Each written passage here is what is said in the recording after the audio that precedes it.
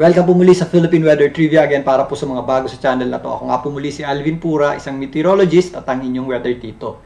Ngayon, silipin natin itong bagyong Fabian o yung ating pang-anim na bagyo ngayong taon. So humabol pa nga at naging bagyo pa itong binabantayan nating sama ng panahon sa loob ng ating Philippine Area of Responsibility. Ito po yung low pressure area na tumawid dito sa Luzon. Although tumawid po yan, hindi po yan gaano nagpaulan sa ating bansa at medyo mahina rin yung epekto ng ating habagat o southwest monsoon. Pero nagdala pa rin po yan ang mga scattered at kalat-kalat na pagulan sa malaking bahagi ng Luzon. At dahil nga, nandito na po yan sa may West Philippine Sea, yan po ay nakakuha muli ng lakas at naging bagyo pa nga.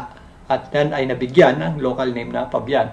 Ito pong bagyong Fabian ay nasa tropical depression category na may taglay na lakas na hangin na umaabot sa 45 kilometers per hour malapit sa kanyang gitna at kung minsan may mga pagbugsong umaabot sa 55 kilometers per hour. Ito po ay gumikilos pa west-northwestward papalayo sa ating bansa sa bilis na 15 kilometers per hour. Ito po ay nandito na sa ating boundary line at anumang oras ngayong gabi, yan po ay posible lang makalabas ng ating Philippine Area of Responsibility. Ito po ay medyo maliit na bagyo lamang at wala na po yung direktang epekto sa ating bansa. At maliban dyan, inaasahan natin ang tuluyang paghina nito dahil sa epekto ng tinatawag nating vertical wind shear o yung hangin sa itaas na bahagi ng ating atmosphere na nagpapahina o tumatama doon sa sirkulasyon ng bagyo. So, posibleng bukas, bumalik na po yan sa low pressure area at tuluyan na rin malusaw.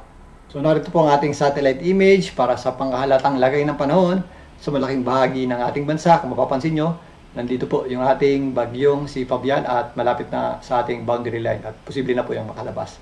Ngayong gabi, wala na po yung direktang epekto sa atin pero kung mapapansin nyo, meron tayong mga scattered at kalat na pagulan dito po sa malaking bahagi ng ating bansa. Epekto po yan ng ating habagat o southwest monsoon. Maliwalas po ang panahon natin dito sa Luzon at Metro Manila. If ever may mga pagulan tayo, ito po yung mga tinatawag nating afternoon showers at thunderstorms. Ito namang mga pagulan natin o maulap na panahon at mga scattered at kalat-kalat na pagulan sa Mimaropa, Bicol Region, Calabarzon, Visayas, ito po sa areas ng Zamboanga Peninsula, Northern Mindanao at Caraga Region ay epekto po ng ating habagat o southwest monsoon. Meron tayong parang elongated trough or yung ating bali ng hangin ay papunta dito, kaya meron tayong mga kaulapan dito sa ating bansa. So maliban dyan, wala na pong direktang epekto itong bagyong Fabian. Pero meron tayong binabantayang muling bagyo sa labas ng ating Philippine Area of Responsibility. Yan po ang bagyong may international name na Fodul. Ito po ang bagyong may international name na Fodul ay nasa tropical storm category na ayon sa Pag-asa na may taglay na lakas na hangin na umabot sa 75 kilometers per hour malapit sa kanyang gitna at kung minsan may mga pagbugsong umabot sa 90 kilometers per hour. Medyo compact din po o maliit yung sirkulasyon nitong bagyo sa labas ng ating Philippine Area of Responsibility. Pero dahil po may high pressure area na nakapatong dyan, kung mapapansin nyo, base dito sa official track ng Pag-asa, meron itong pagkilos na westward patungo sa ating bansa at papasok sa loob ng ating Philippine Area of Responsibility. Sa kasalukuyan, hindi pa po natin ito nakikita mag-landfall or tumama sa lupa.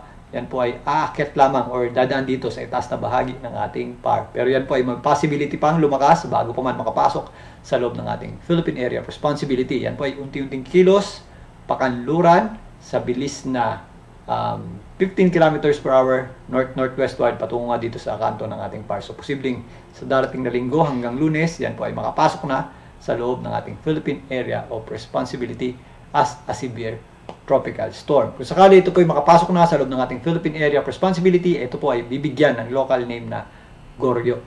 So narito naman ang official track ng Japan Meteorological Agency para dito sa ating binabantayang sama ng panahon. So halos parehas lang po yan sa Pag-asa, pero meron po yan tinatawag na Circle of Uncertainty at Cone of Probability. So posibleng mas mababa pa po yan or mas mataas ng bahagya dito sa ating Area of Uncertainty. Pero sa ngayon, less likely pa po natin yan makikita mag-landfall or tumama sa lupa. So yan muna ang ating pagtalakay dito sa mga binabantayan nating bagyo sa loob at labas ng ating Philippine Area of Responsibility. Muli ako po ang inyong weather tito para sa Philippine Weather Trivia.